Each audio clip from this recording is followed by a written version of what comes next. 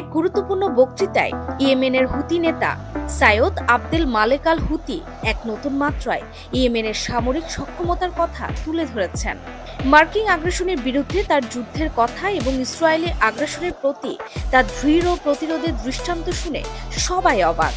তবে প্রশ্ন থেকে যাচ্ছে, আসলেই কি ইয়েমেনের হুতি বিদ্রোহীরা একটি শক্তিশালী সামরিক শক্তিতে পরিণত হয়েছে? এই বক্তৃতায় সাইয়দ আল হুতি একদিকে যেমন ইয়েমেনের সামরিক অগ্রগতির কথা তুলে ধরেছেন, অন্যদিকে তিনি ফিলিস্তিনের প্রতি তার অটুট সমর্থন পুনর্ব্যক্ত করেছেন। তিনি গাজায় প্রতিরোধ প্রচেষ্টারও প্রশংসা করেছেন, কিন্তু তার চেয়ে চমকপ্রদ মন্তব্যটি ছিল মার্কিন হামলাকে নিয়ে। তিনি দাবি করেছেন, মার্কিন আগ্রাসন আমাদের সামরিক সক্ষমতার বিকাশে এক নতুন স্তর এনে দিয়েছে। সত্যিই কি মার্কিন আগ্রাসন ইয়েমেনের শক্তি বাড়িয়েছে? সাইয়দ আল হুতি তার বক্তব্যে স্পষ্টভাবে জানিয়েছেন, মার্কিন আগ্রাসনই আসলে ইয়েমেনের সামরিক সক্ষমতাকে আরও শক্তিশালী করেছে। তিনি উল্লেখ করেছেন, আমরা এখন উন্নত মার্কিন প্রযুক্তির বিরুদ্ধে যুদ্ধ করছি, যা আমাদের সামরিক দক্ষতা বাড়িয়েছে। এই কথা হুতিদের শক্তি ও উন্নতির প্রমাণ। ইয়েমেন যেভাবে মার্কিন যুদ্ধজাহাজ এবং ড্রোনকে লক্ষ্য করে হামলা চালিয়েছে তা কখনোই অবহেলা করার মতো নয়।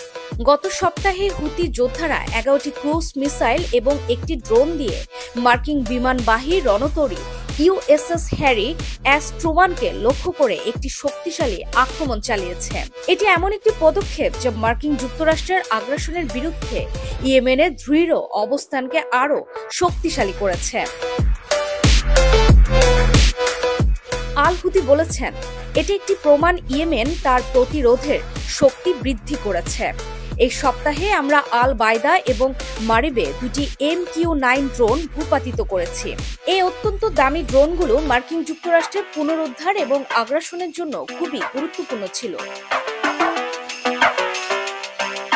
আল হুতি তার বক্তৃতায় ফিলিস্তিনের প্রতি এক অভূতপূর্ব সমর্থন ব্যক্ত করেছেন। তিনি বলেন, ইয়েমেন থেকে ফিলিস্তিনি জনগণের জন্য যে প্রচেষ্টাগুলি চালানো হয়েছে তা ইসরায়েলিদের অবাক করেছে। বিশ্বের কাছে একটি শক্তিশালী বার্তা। ইসরায়েলি আগ্রাসনের বিরুদ্ধে তার নীতিগত অবস্থান নিয়ে সাইয়দ আল হুতি বলেন, আমরা ইসরায়েলি আগ্রাসনের বিরুদ্ধে আমাদের নীতিগত বিশ্বস্ত নৈতিক অবস্থান থেকে নড়ব না। ইয়েমেনের এই সামরিক অগ্রগতি গোটা বিশ্বে এক নতুন আলোচনার সূচনা করছে। বিশ্বের বড় দুই শক্তির বিরুদ্ধে ইয়েমেনের এই অচল প্রতিরোধ ফিলিস্তিনের জন্য স্বস্তির জায়গা।